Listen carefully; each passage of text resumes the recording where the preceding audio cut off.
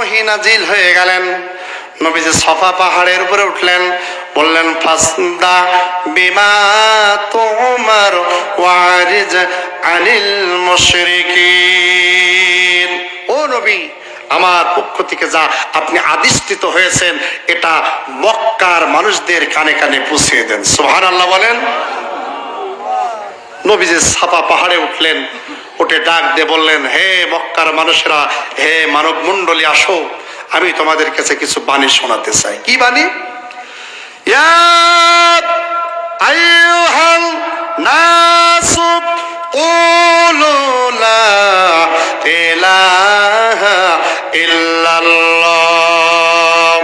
হে মানব সম্প্রদায়, তোমরা পড়ে নাও, আল্লাহ ছাড়া কোনো ইলা নাই, আল্লাহ ছাড়া কোনো ইলা নাই, তাহলে তোমরা কামিয়াবি হয়ে যাবে। সুম্মা আরাদা আনহা ইন্নাহা মিনাল মুজরিমিনা মুনতাকিমুন। জোরে বলুন আল্লাহু আকবার।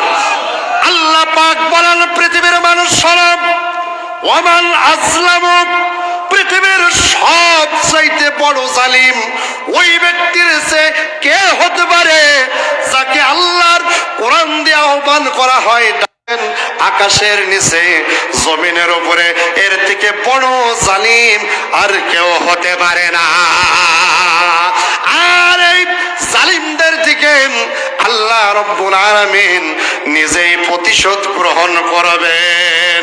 সুতরাং আজকের মাহফিলে কোরআন দিয়ে আহ্বান করব, কোরআন দিয়ে ডাক দেব, কোরআনের কথা যাদের কর্ণকুহরে পুষবেন, যারা কোরআনের কথা শ্রবণ করার পরে অহংকার করবে, দাম্ভিকতার সাথে চলবে, আল্লাহর কোরআনকে অ্যাভয়েড করে চলবে, আল্লাহর কোরআনের ভাষ্য অনুযায়ী আকাশের নিচে জমিনের উপরে, তাদের থেকে বড় জালিম আর কেউ না।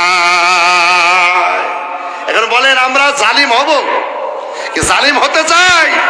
জালিম হতে চাই না, বরং জালিম যারা হবে আল্লাহর আসামির কাঠগড়ায় তাদেরকে দণ্ডায়মান হতে হবে। শুধু দণ্ডায়মান হতে হবে না, আল্লাহর আসামির কাঠগড়ায় তাদেরকে বিচারের আওতাধীন হতে হবে। কথা বলেন ঠিক? সুতরাং আমরা কেউ জালিম হতে চাই না, আল্লাহর প্রিয় বান্দা হিসাবে আজকের এই মাহফিল থেকে আমরা যেতে চাই। রাজি আছেন? রাজি আছেন ইনশাআল্লাহ?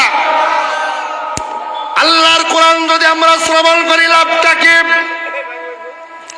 আল্লাহ রাব্বুল আলামিনকে জিজ্ঞাসা করব, আল্লাহ তোমার কথা যদি আমরা শ্রবণ করি, এই যে কোরআন তুমি দিয়েছো, এই কোরআনের কথাগুলো যদি আমরা শ্রবণ করি, আমরা মানি, আমাদের লাভটা কি হবে বলে দাও। আল্লাহ পাক সূরা ইয়াসিন কোরআনুল কারীমের 36 নম্বর সূরা 11 নম্বর আয়াতের মধ্যে আল্লাহ পাক সুন্দর করে বলেন, মানিত্তাবা'আ যিকরা ওয়া খাশিয়ার রাহমানা বিল গায়ব ফাবাশশিরহু বিমাগফিরাতিন ওয়া আজরিন কারীম।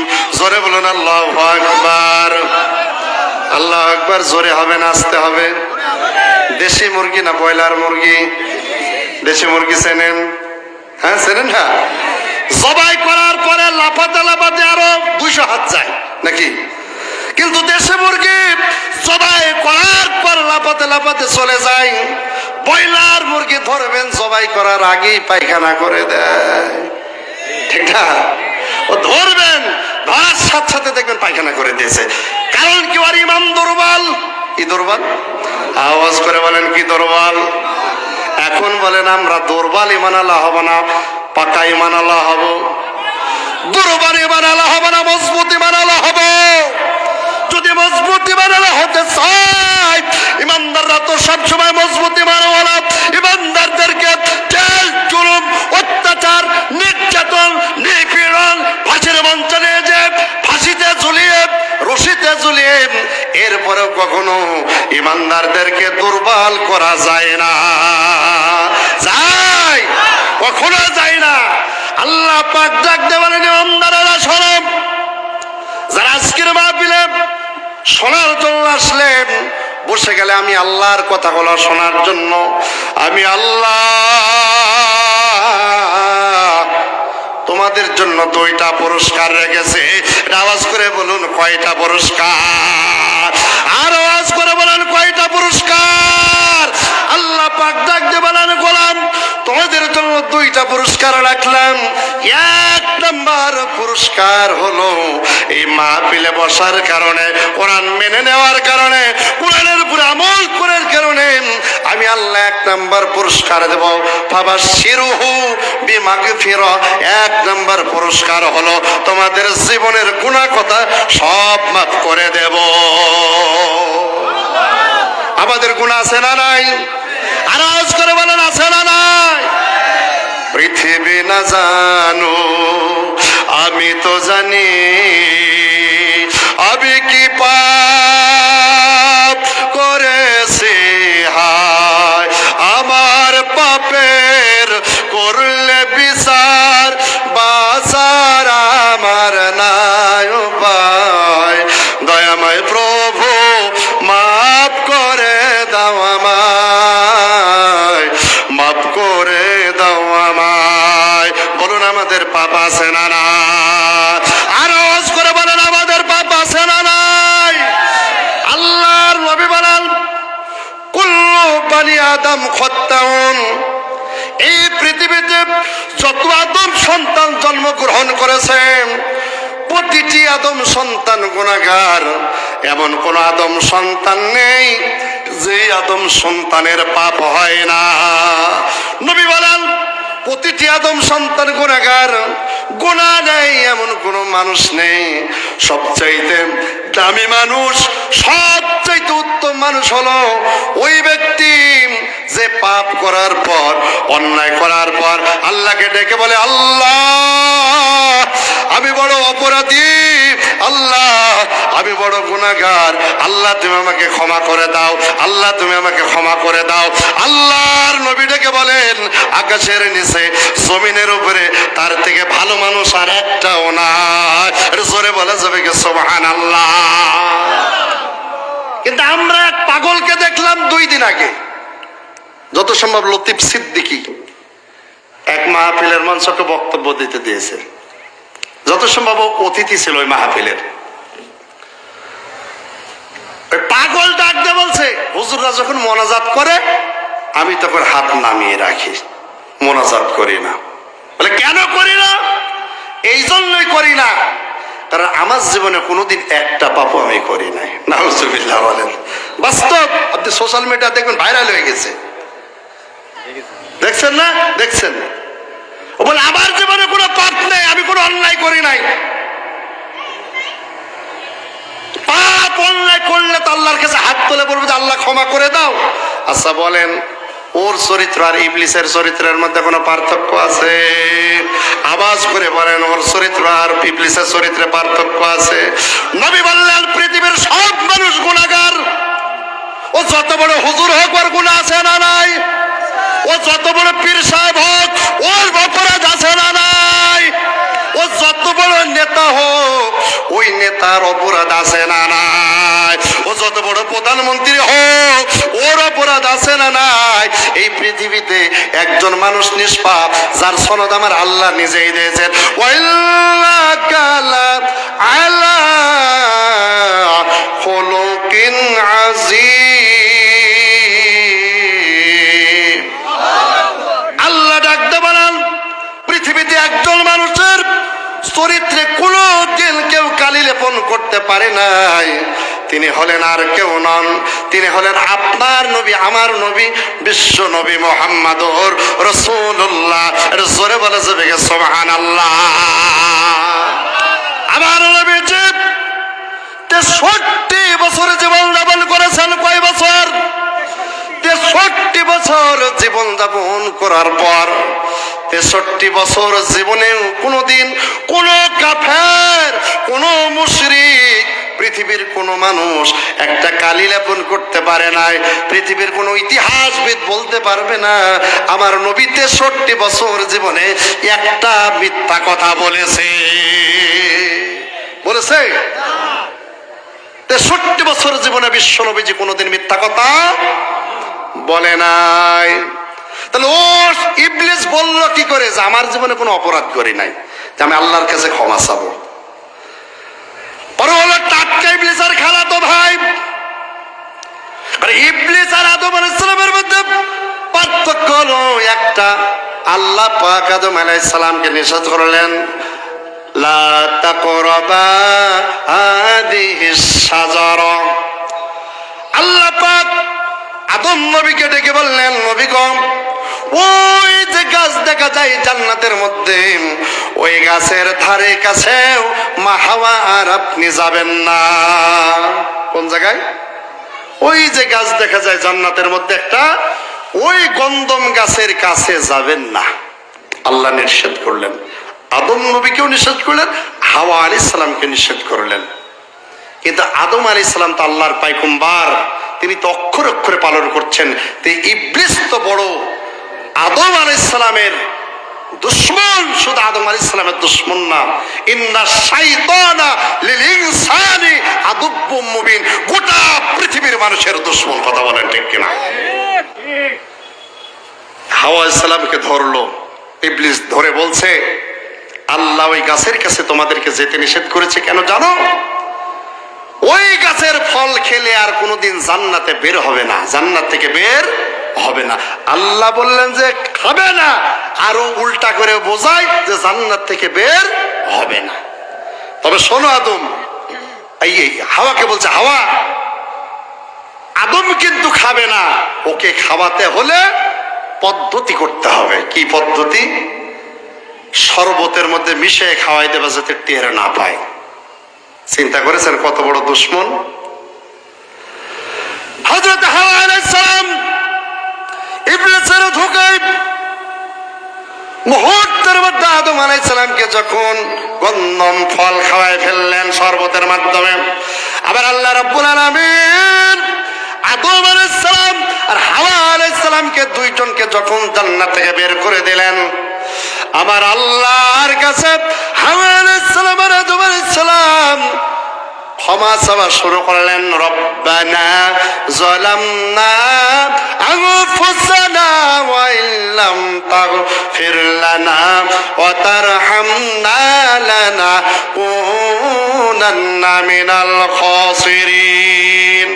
বলেন সবাই, রব্বানা যালামনা আনফুসানা ওয়া ইল্লাম তাগফির লানা ওয়া তারহামনা লানাকুনান্না মিনাল খাসিরিন।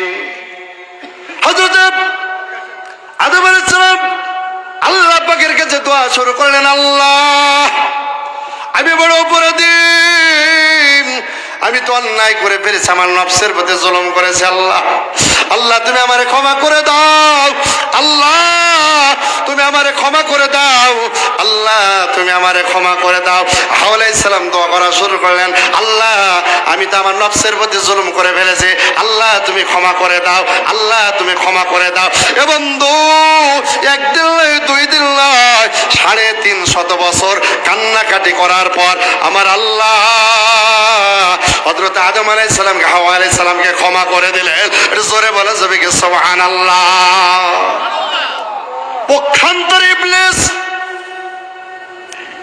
আমার আল্লাহ ডাক দিয়ে বললেন, ইবলিস আমার আদমের সেজদা দে।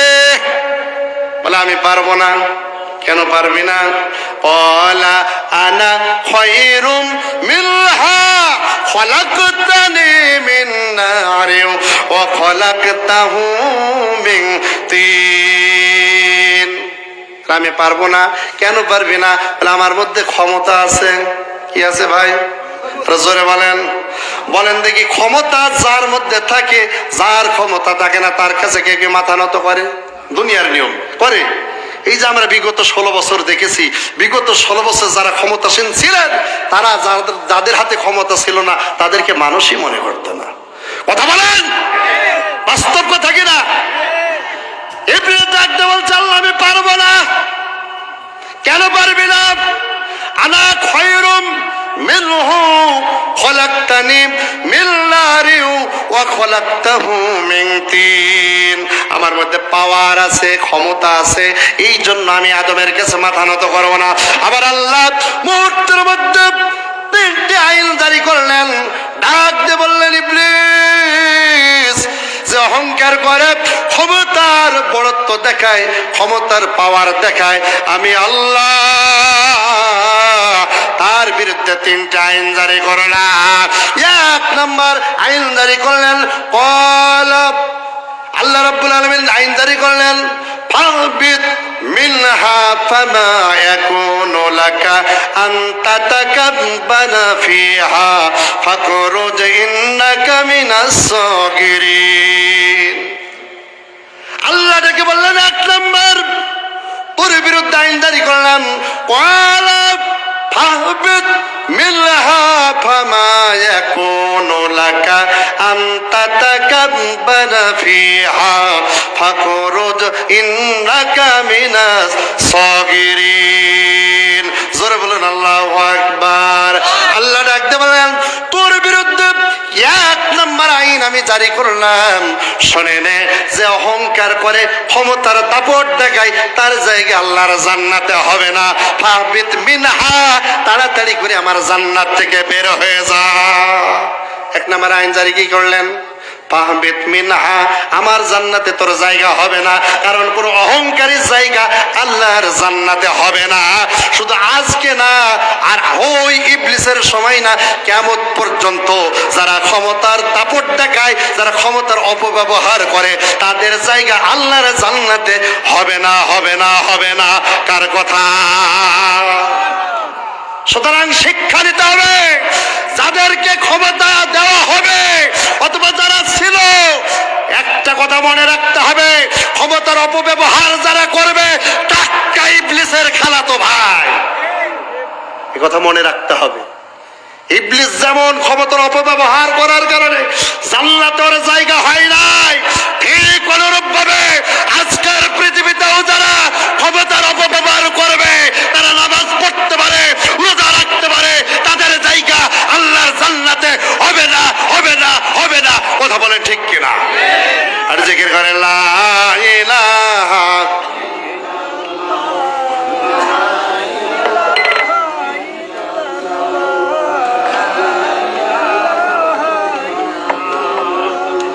মোহাব্বতে লা ইলাহা, আরো জোরে জোরে লা ইলাহা,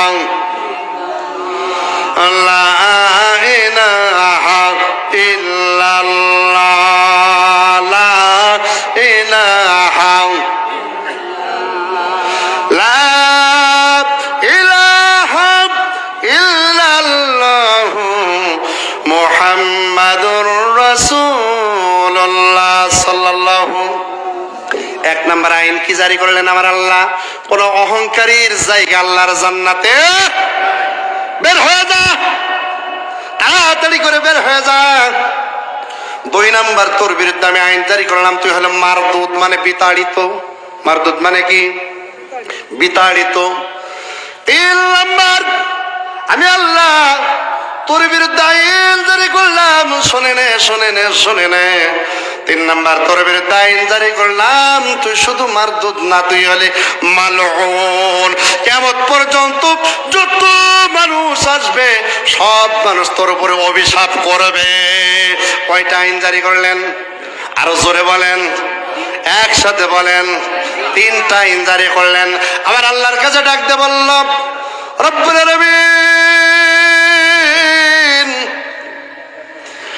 লক্ষ লক্ষ বছর তোমার সেজদা দিয়েছি আল্লাহ, এতগুলো সেজদা দিলাম, পৃথিবীর এমন কোন জায়গা নাই যেখানে আমার সেজদা হয় নাই। ও মালিক, লক্ষ লক্ষ বছর সেজদা দেওয়ার বিনিময়ে তুমি আমাকে কিছু দেবা কিনা বলো। আবার আল্লাহ ডাকতে বললেন, গোলাম, লক্ষ লক্ষ বছর আমি আল্লাহর সেজদা দিয়েছি, এই জন্য তুই কি চাস তাড়াতাড়ি বল। ইবলিস ডাকতে বললাম, আল্লাহ, আমিও তোমার কাছে তিনটা জিনিস চাই। কয়টা? জোরে বলেন সবাই মিলে। একসাথে তিনটা জিনিস আল্লাহ বললেন, কি চাস তাড়াতাড়ি বল। ইবলিস ডাক দিয়ে বলল, ক্বালা আনজিরনি ইলা ইয়াউমি ইউবআসুন ক্বালা ইন্নাকা মিনাল মুনজারিন ক্বালা ফাবিমা আগওয়াইতানি লাআকউদান্না লাহুম সিরাতাকাল মুস্তাকিম। জোরে বলুন আল্লাহু আকবার। আল্লাহকে ডেকে বললেন, আল্লাহ আমিও তোমার কাছে তিনটা জিনিস চাই গো আল্লাহ। এক নম্বর তোমার কাছে চাই, শোনো আল্লাহ, তুমি আমাকে কিয়ামত পর্যন্ত হায়াত দেবা, কিয়ামত পর্যন্ত হায়াত দেবা, এর আগে আমার মরণ তুমি দেবা না। এক নম্বর দাবি কি ইবলিসের? কথা বলেন, কথা বলেন। কিয়ামত পর্যন্ত হায়াত দেবা। আল্লাহ ডাকতে বললেন, ইল্লাকা মিনাল মুনজারিন, যা যা যা, আমি তোকে কিয়ামত পর্যন্ত হায়াত দিয়ে দিলাম। আল্লাহর এই কোরআন সূরা আরাফের আয়াত প্রমাণ করে আজকের পৃথিবীতেও যারা ইবলিসের মতন চরিত্র হবে, ওদের মরণ আমার আল্লাহ সহজে দেবে না। কথা বলেন, কথা বলেন। যে যত আজকের পৃথিবীতে ইবলিসের চরিত্র অর্জন করবে, ওর মরণ সহজে আমার আল্লাহ দেবে না। কারণ আল্লাহ বলবেন, যা আমি তোকে পাপ করার সুযোগ দিচ্ছি, যা পাপ কর, পাপ কর। আমি আল্লাহ দেখতে চাই, দেখতে চাই কি পরিমাণ পাপ করতে পারে। সুযোগ সময় মতন আমার হাতে রশি আছে, রশি ধরে আমি টান দেব, মুহূর্তের মধ্যে আমার দরবারে হাজির হবে। কথা বলেন ঠিক কিনা? নমরুদের কি তাড়াতাড়ি মরণ হয়েছে? কথা বলেন। ফেরাউনের কি তাড়াতাড়ি মরণ হয়েছে? শুধু মরণই হয় নাই, ফেরাউন লক্ষ লক্ষ মানুষদেরকে হত্যা করেছিল। ফেরাউন লক্ষ লক্ষ মানুষকে, নিরপরাধী মানুষদেরকে জেলখানা আটকে রেখেছিল, নিরপরাধী মানুষদেরকে ফাঁসির মঞ্চে ঝুলিয়েছিল। শুধু তাই করে নাই, মুসা আলাইহিস সালামকে হত্যা করবে, মুসা আলাইহিস সালামের অনুসারী যারা, তাদেরকেও হত্যা করার জন্য যখন উঠে পড়ে লাগলো, আমার আল্লাহ ডাক দিয়ে বললেন, আজকে খেলবো আমি আল্লাহ ফাইনাল খেলা। এটা জোরে বলে যাবে কে সুবহানাল্লাহ। লক্ষ লক্ষ মানুষকে হত্যা করেছে ফেরাউন, এরপরে ক্ষান্ত হয় না। ছোট ছোট বাচ্চাদেরকে হত্যা করেছে, এরপরে ক্ষান্ত হয় না। এমনকি মুসা আলাইহিস সালামকে রাতের অন্ধকারে হত্যা করবে, তার উম্মতদেরকে হত্যা করবে।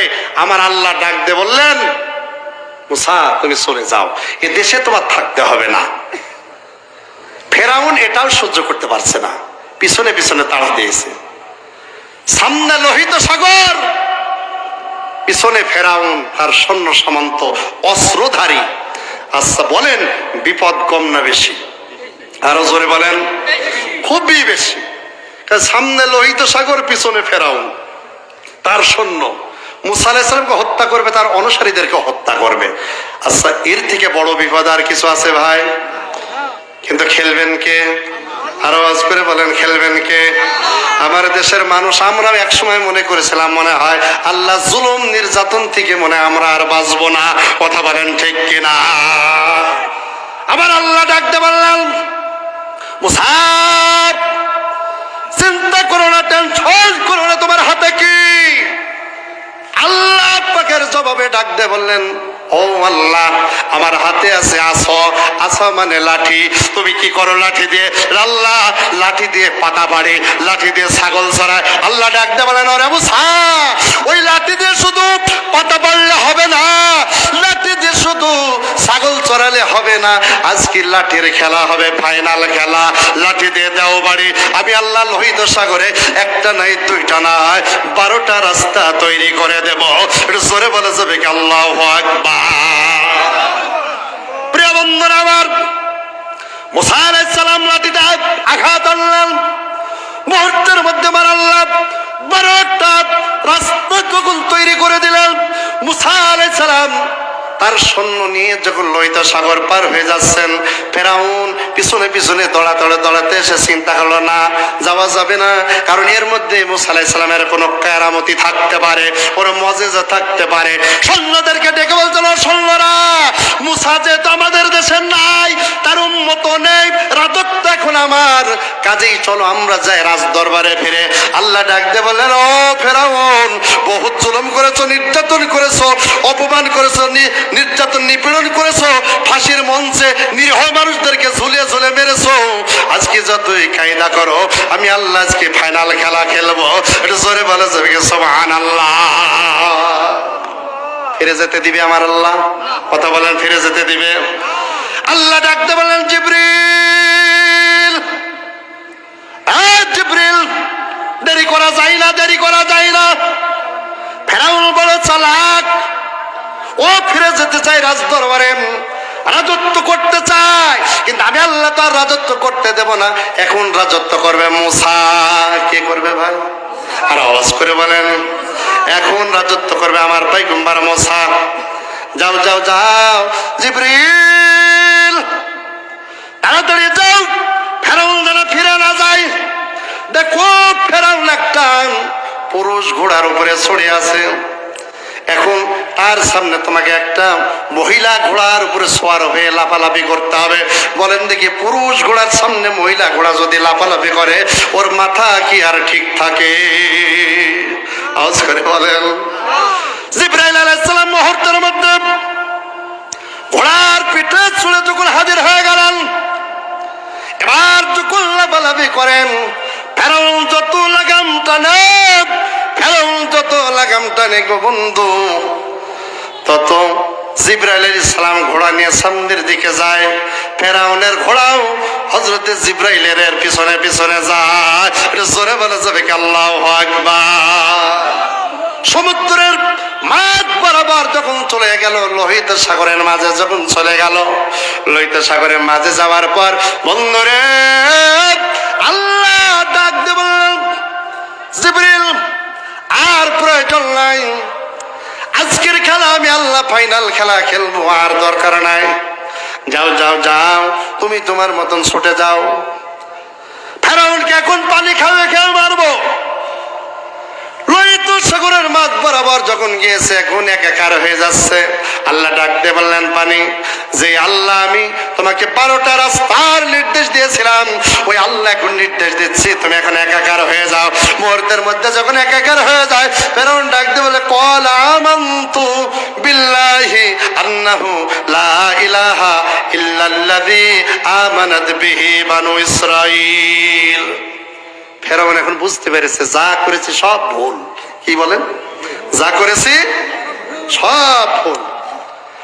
ফেরাউন ডাকতে বলছে, আল্লাহ আমানতু বিল্লাহ, আল্লাহ তোমার উপর আমি এখন ঈমান আনতে চাই, বনি ইসরাইলের উপর এখন ঈমান আনতে চাই, মুসা আলাইহিস সালামের উম্মত যার উপর ঈমান এনেছে তার উপরে আমি ঈমান আনতে চাই। আল্লাহ ডাকতে বললেন, ও ফেরাউন, আর ঈমান আনার সুযোগ নাই, আর ঈমান আনার সুযোগ নাই। বহুত জুলুম করেছো, নির্যাতন করেছো, নিপীড়ন করেছো, আজকে ঈমান আনার সুযোগ আর হবে না।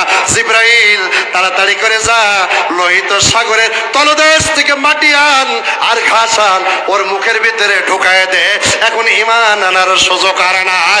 কথা বলুন ঠিক কিনা?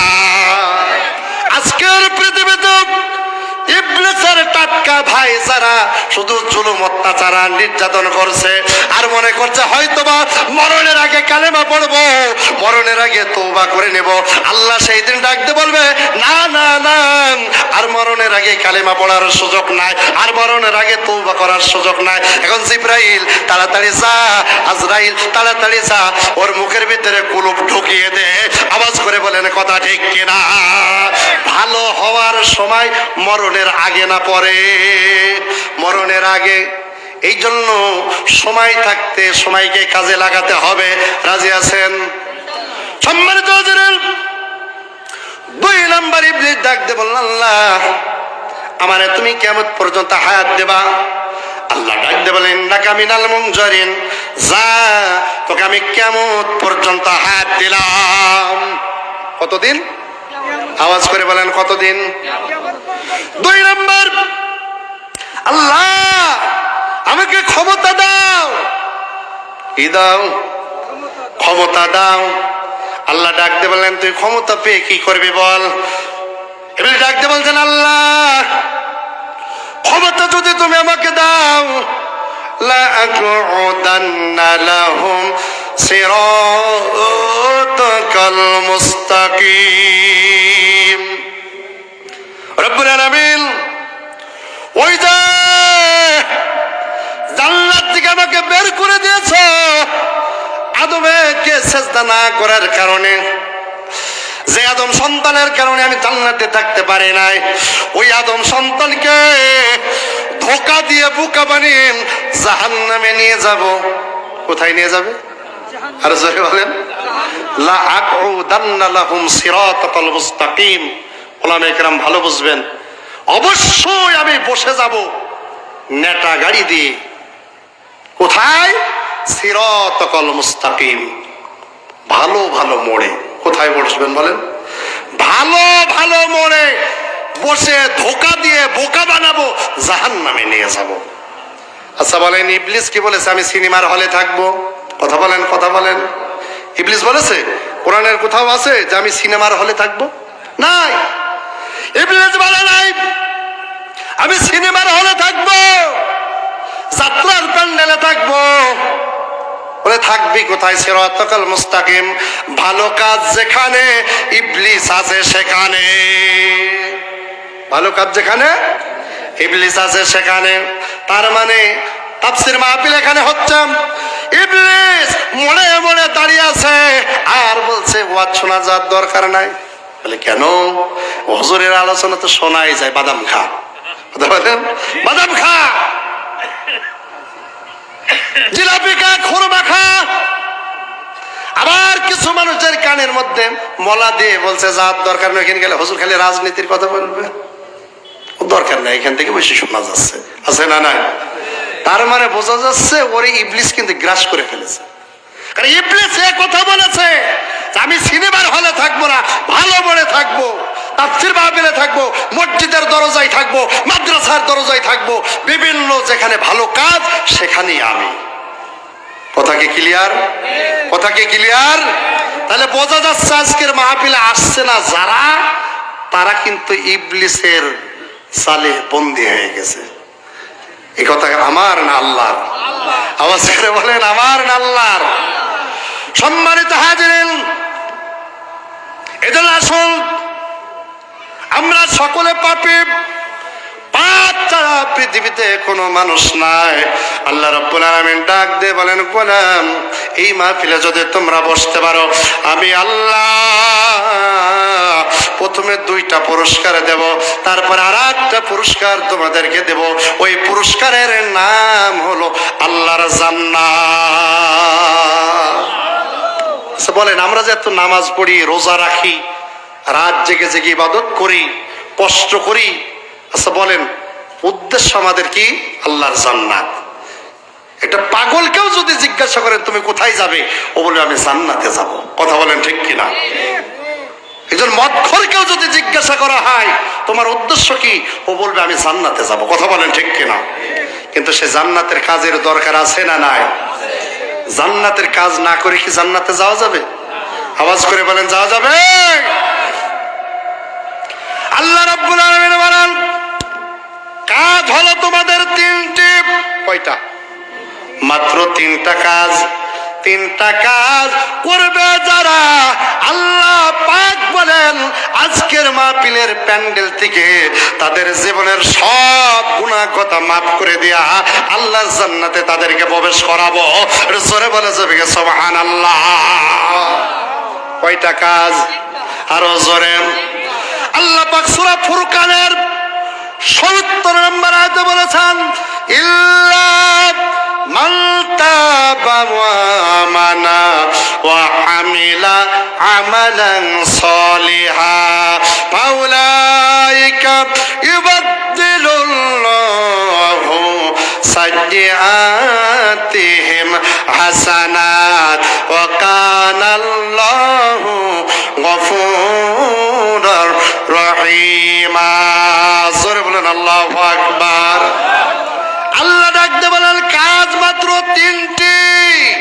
কয়টা?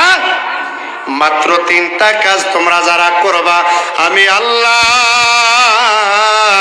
তোমাদেরকে শুধু ক্ষমাই করে দেব না, ক্ষমাই করে দেব না, তোমাদের জীবনের সব গুনাহ কথাগুলোকে মাফ করে দেয়া। এই যে যেমন সাদা কাগজ দেখছো, এই সাদা কাগজের মতন তোমাদের জীবনকে বানিয়ে দেব। এরপরে যে পরিমাণ তোমাদের পাপ ছিল, ওই পাপ পরিমাণ তোমাদের সওয়াব দ্বারাই ভরপুর করে দেব। কার কথা? আরো আওয়াজ করে বলেন, কার কথা?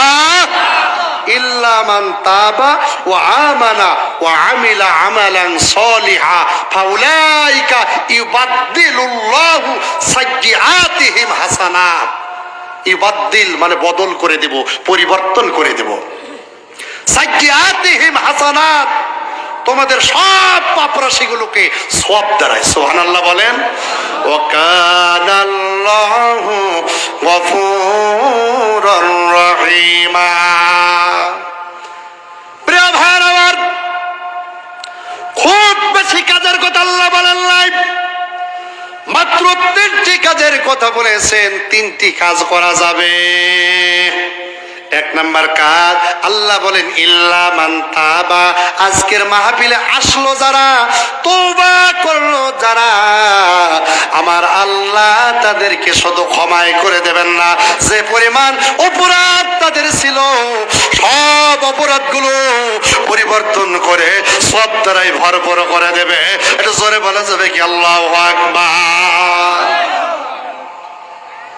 1 নাম্বার কাজ, আজকের মাহফিল থেকে তওবা করে যেতে হবে। তওবা কাকে বলে? তওবা মানে ফিরে আসা। তওবা মানে কোথায় থেকে ফিরে আসবেন? দৌলতপুর গিয়েছিলেন, এখন গ্রামে ফিরে আসবেন না। বন্ধুরে, ফিরে আসা মানে ইতিপূর্বে যত অন্যায়, যত খারাপ কাজ করেছি, সব অন্যায়ের দিকে আল্লাহর কাছে তওবা করতে হবে, ফিরে আসতে হবে। আল্লাহকে ডেকে বলতে হবে, আল্লাহ আমি তো অন্যায় করেছি, আমি পাপ করেছি, আল্লাহ তুমি আমাকে ক্ষমা করে দাও, আল্লাহ তুমি আমাকে ক্ষমা করে দাও।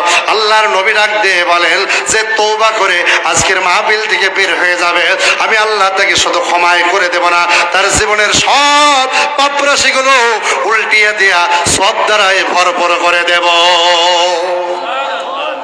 ইবনে জারির বর্ণনা করেছেন, বিশ্বনবী মুহাম্মদুর রাসূলুল্লাহ সাল্লাল্লাহু আলাইহি সাল্লামের কাছে একজন বয়োবৃদ্ধ লোক আসলো। চুলগুলো সব সাদা হয়ে গেছে। কি হয়ে গেছে? চুলগুলো সব সাদা, ভুরুগুলো সব সাদা হয়ে গেছে। বার্ধক্যের কারণে আর চলাফেরা করতে পারে না, লাঠিতে ভর দিয়ে আসে। বিশ্বনবীর দরবারে হাজির হয়ে গেলেন। এসে বলছেন, ইয়া রাসূলুল্লাহ, ইয়া হাবিবাল্লাহ, জীবনে এত পাপ করেছি, আমার জীবনের পাপের এই পাপগুলো ক্ষমার কোনো ব্যবস্থা আছে কিনা বলুন। আল্লাহ নবী ডেকে বললেন, তুমি যা পাপ করেছো, তুমি আল্লাহর কাছে তওবা করো, আমার আল্লাহ তোমার সব জীবনের গুনাহ কথা মাফ করে দেবে। লোকটা হাউমাউ করে কান্না শুরু করলো, ইয়া রাসূলুল্লাহ, ইয়া হাবিবাল্লাহ, আমি হাদিস বলতেছি, আপনাদের কাছে গল্প না। বিশ্বনবীকে ডেকে বলতেন, ইয়া রাসূলুল্লাহ, আমার জীবনে এতই পাপ করেছে গো নবী, আমার পাপগুলো যদি গোটা পৃথিবীর মানুষের মাথার উপরে বন্টন করে দেওয়া হয়, গোটা পৃথিবীর মানুষ জাহান্নামে চলে যাবে, বহন করতে পারবে না। নবী গো, এমন কোন পাপ নাই যেই পাপ আমি করি নাই। জেনা ব্যভিচার থেকে শুরু করে, মদ পান করা থেকে শুরু করে, পৃথিবীর যত নিকৃষ্টতম পাপ আছে সব পাপ আমার দ্বারাই হয়েছে। ইয়া রাসূলুল্লাহ, এখন বলুন নবী গো, আমার জীবনে ক্ষমার কোনো ব্যবস্থা আছে কিনা? আল্লাহর নবী ডাক দিয়ে বললেন, ও সাহাবী, তুমি যখন আল্লাহর কাছে তওবা করেছো, তুমি যখন আল্লাহর কাছে তওবা করেছো, কালেমা পড়েছো, আমার আল্লাহ তোমার জীবনের সব পাপ রাশিগুলো ক্ষমা করে দিয়েছে। এটা জোরে বলা যাবে কি সুবহানাল্লাহ? ইবনে জারির বর্ণনা করেন, বয়োবৃদ্ধ মানুষটি, তার চুলগুলো সব সাদা হয়ে গেছে, ভুরু পর্যন্ত সব সাদা হয়ে গেছে। লোকটা সোজা হয়ে দাঁড়াতে পারে না। এই মানুষটা পর্যন্ত, বন্ধুরে, এই মানুষটা পর্যন্ত লাফ দিয়ে দাঁড়িয়ে গেলেন, আল্লাহু আকবার বলে লাফ দিয়ে দাঁড়িয়ে গেলেন। দাঁড়িয়ে বলছেন, ইয়া রাসূলুল্লাহ, হাবিবাল্লাহ, সত্যি কি আমার আল্লাহ আমাকে ক্ষমা করে দেবে? আল্লাহ নবী ডাক দিয়ে বলেন, ও সাহাবী, সত্যি আল্লাহ তোমাকে ক্ষমা করে দিয়েছে। তুমি যখন পড়ে নিয়েছো লা ইলাহা ইল্লাল্লাহু মুহাম্মাদুর রাসূলুল্লাহ, লা ইলাহা, আরো জোরে জোরে, লা ইলাহা। তুমি যখন লা ইলাহা ইল্লাল্লাহ এই কালেমা পড়ে নিয়েছো, পড়ে নেওয়ার সাথে সাথে আমার আল্লাহ তোমার জীবনের সব পাপ রাশিগুলো ক্ষমা করে দিয়েছেন। এটা জোরে বলা যাবে কি আল্লাহু আকবার? সাহাবীরা বসান, ইবনে জারির বর্ণনা করেন, আমরা দেখতে পেলাম এই লোকগুলো সামনে বয়োবৃদ্ধ মানুষটা আল্লাহু আকবার বলে দাঁড়িয়ে গেলেন। দাঁড়িয়ে আল্লাহু আকবার বলতে বলতে বলতে বলতে বলতে বলতে সোজা চলে গিয়েছে। আল্লাহর নবী ডাক দিয়ে বললেন, দেখো সাহাবীরা, ওই মানুষটা, যেই মানুষটা জীবনে এত পাপ করেছে, এত পাপ করেছে, আমার আল্লাহর কাছে তওবা করার কারণে আর ঈমান আনার কারণে আমার আল্লাহ জীবনের সব গুনাহ কথা মাফ করে দিয়েছে। এর জোরে বলে যাবে কি সুবহানাল্লাহ। সম্মানিত হাজিরিন, এই জন্য আজকের মাহফিলে আমরা যারা বসে গেছি, তওবার নিয়ত যদি করতে পারি আর আল্লাহকে ডেকে বলতে পারি, আল্লাহ জীবনে কত অন্যায় করেছি, আল্লাহ জীবনে কতদিন নামাজ পড়ি নাই, জীবনে কত রোজা কাজা করে দিয়েছি, আল্লাহ জীবনে কত জেনা করেছি, ব্যভিচার করেছি, আল্লাহ শুধু তাই না, আল্লাহ কত মদ পান করেছি, অন্যায় করেছি, অবিচার করেছি। আজকের মাহফিল থেকে আল্লাহ তওবা করলাম, তুমি আমারে ক্ষমা করে দাও, তুমি আমারে ক্ষমা করে দাও। আমার আল্লাহ ডাক দিয়ে বলেন, ইউবাদদিলুল্লাহু সাইয়্যাতিহিম হাসানাত ওয়া কানাল্লাহু গফুরুর রহিমা। আমার আল্লাহ ডাক দিয়ে বলেন, তার জীবনের সব গুনাহ কথা আমি আল্লাহ ক্ষমা করে দেব। শুধু ক্ষমাই করে দেব না, দেব না, দেব না, তার জীবনের সব পাপ রাশিগুলো আমি আল্লাহ সব দ্বারাই ভরপুর করে দেব। এটা জোরে বলা যাবে কি সুবহানাল্লাহ। সম্মানিত হাজিরিন, তাহলে এক নম্বর আমাদের কাজ হবে আজকের মাহফিল থেকে তওবা করব ইনশাআল্লাহ। দুই নম্বর কাজ, ইল্লামান তাবা ওয়া আমানা। দুই নম্বর কাজ হলো আল্লাহর উপরে ঈমান আনতে হবে। দুই নম্বর কাজ কি? তার উপরে ঈমান আনতে হবে। খাঁটি ঈমান না ভেজাল ঈমান? আরো আওয়াজ করে বলেন, খাঁটি ঈমান না ভেজাল ঈমান? আল্লাহ ডাকতে বলেন, দুই নম্বর কাজ হলো আমানা। দুই নম্বর কাজ তোমাদের খাঁটি ঈমান আনতে হবে। খাঁটি ঈমান কাকে বলেন? আল্লাহ ডাক দিয়ে বলেন, খাঁটি ঈমান যদি দেখতে চাও, আমিনু কামা আমানান নাস। ঈমান যদি আনতে হয় তাহলে তোমাদের কি ঈমান আনতে হবে? আমার রাসূলের সাহাবীদের ঈমানের মতো। জোরে বলে যাবে সুবহানাল্লাহ। আমার রাসূলের সাহাবীরা যেমন ঈমান এনেছে নবীর উপরে, আমার ওই নবীর সাহাবীদের মতন তোমাদের ঈমান, খাঁটি ঈমান আনতে হবে। সাহাবীরা কেমন ঈমান এনেছে? আল্লাহ পাক সূরা হুজরাতের মধ্যে সুন্দর করে বলছেন, ঈমানদার কারা? ইন্নামাল মুমিনুনা আল্লাযীনা আমানু বিল্লাহি ওয়া রাসূলিহি সুম্মা লাম ইয়ারতাবু ওয়া জাহাদু বিআমওয়ালিহিম ওয়া আনফুসিহিম ফি সাবিলিল্লাহ ফি সাবিলিল্লাহ উলাইকা হুমুস সাদিকুন। আল্লাহ ঈমানদারদের পরিচয় দিচ্ছেন। নিশ্চয় ঈমানদার তো তারা, ইন্নামাল মুমিনুনা আল্লাযীনা আমানু বিল্লাহি ওয়া রাসূলিহি সুম্মা লাম ইয়ারতাবু। যারা আল্লাহর উপর ঈমান এনেছে, রাসূলের উপর ঈমান এনেছে, যারা আল্লাহর উপরে ঈমান এনেছে, রাসূলের উপরে ঈমান এনেছেন, সুম্মা লাম ইয়ারতাবু, আল্লাহ আল্লাহ রাসূলের উপরে ঈমান আনার পর কোন সন্দেহ পোষণ করে না।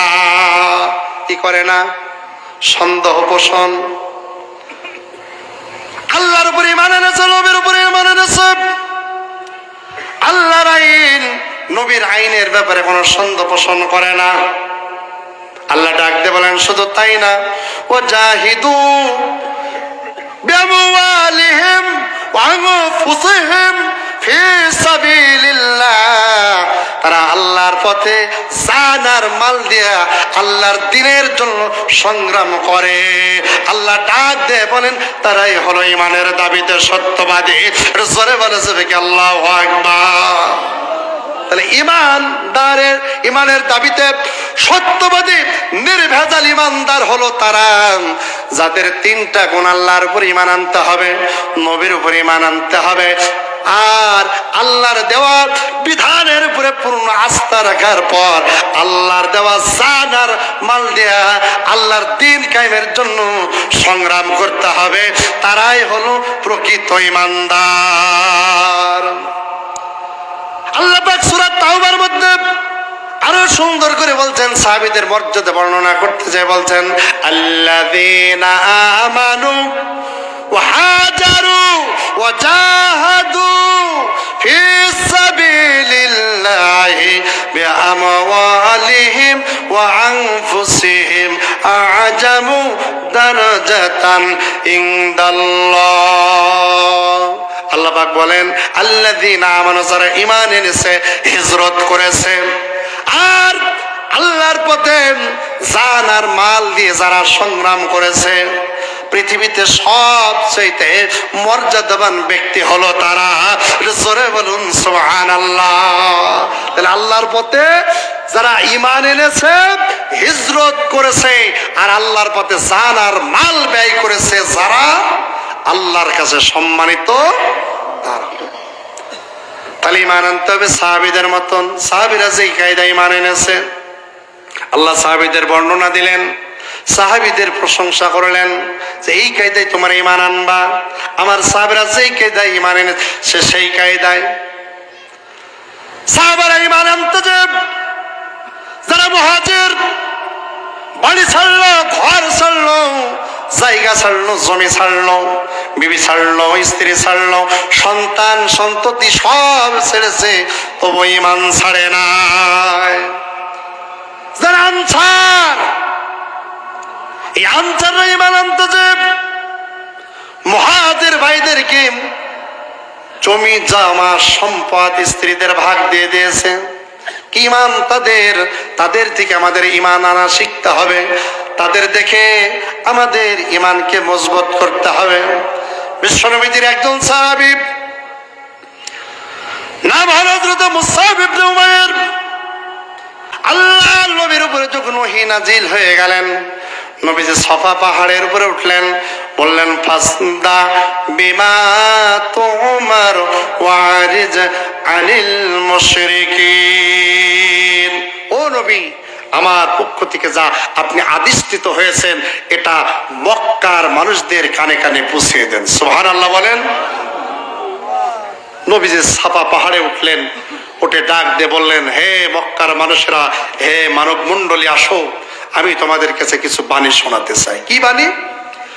ইয়া আইয়ুহান নাসু কুলু লা ইলাহা ইল্লাল্লাহ। হে মানব সম্প্রদায়, তোমরা পড়ে নাও, আল্লাহ ছাড়া কোনো ইলা নাই, আল্লাহ ছাড়া কোনো ইলা নাই, তাহলে তোমরা কামিয়াবি হয়ে যাবে।